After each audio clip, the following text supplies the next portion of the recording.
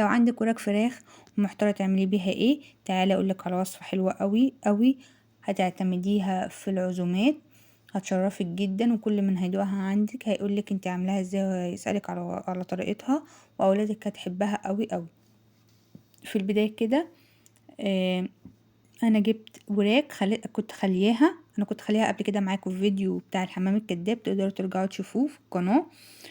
بس هنفتح الدبوس كامل، يعني هنفتحها كلها كده، نخليها قطعه فيليه من غير اي حاجه مفتوحه، وكمان هنشرحها من جوه بحيث ان انا مش عايزه اي حتت لحم تكون مكلكعه فيها، عشان اتاكد ان هي اتفردت كويس هحطها ما بين كيستين، وهدقدق عليها كده بالمدق بتاع الطعام او اي حاجه تقيله عندك، نشابه اي حاجه، وان شاء الله لو كوبايه كمان. وهركنها على جنب. هبتدي اجيب التتبيله بتاعتنا، ملح وهريسه شطه وبابريكا وكاري وكزبره ناشفه و11 بهار وقرفه، وكمان اللي بيديها اضافه ونكهه حلوه مزازه السماق، وهحط 3 معالق من الزيت ومعلقتين من الدبس رمان، وكمان حطيت زي شوية من اللبن، زي معلقتين 3 كده من اللبن. لو عندك زبادي يفضل انت تحطي زبادي. تمام. هبتدي بقى كده اقلب كويس ماشي، وهبتدي ادهن الفراخ بتاعتي من كل ناحيتين، واحطهم كده على بعض واسيبهم اقل شيء ساعتين. كمان هنحشيها حشوة مميزة جدا وحلوة قوي. تابع معايا لاخر الفيديو، ولو لسه مشتركتيش في القناة اتمنى انت تشتركي وتنوريني في فيديوهات كتير الايام اللي جايه هتبقى حلوة، وفيها كمان حاجات تعليمية، واللي انا بغلط فيه هقولك التصحيح بتاعه في الفيديو، ايه المفروض اللي انا كنت اعمله وما عملتوش ويفضل انت تعمليه او ينفع تستغني عنه، وحاجات للمبتدئين.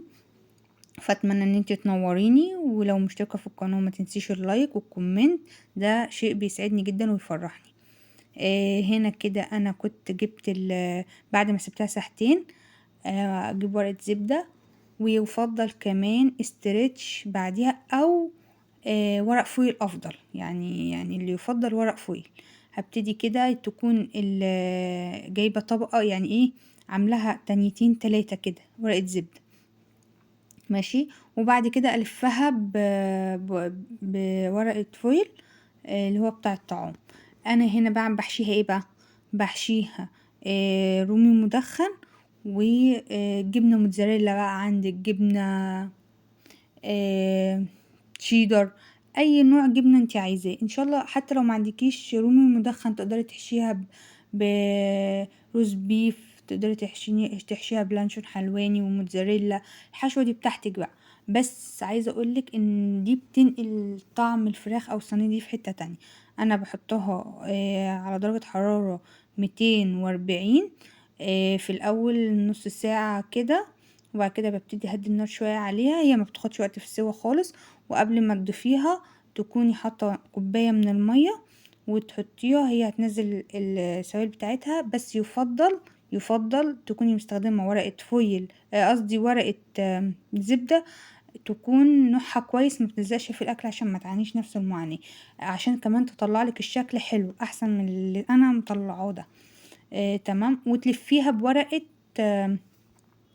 اللي هو الالومنيوم او الفويل بتاع الطعام، عشان يمسكها كويس والحشوة ما تطلعش بره. انا ما كانش عندي، فعشان كده لو تلاحظ ان ممكن الجبنة شوية طلعت بره.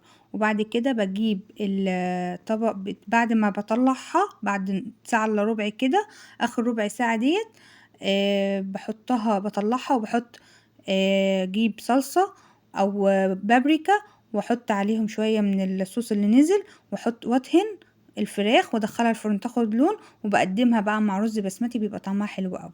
كده الوصفة بتاعتنا خلصت، لو عجبك ما تنسيش في اللايك وكومنت.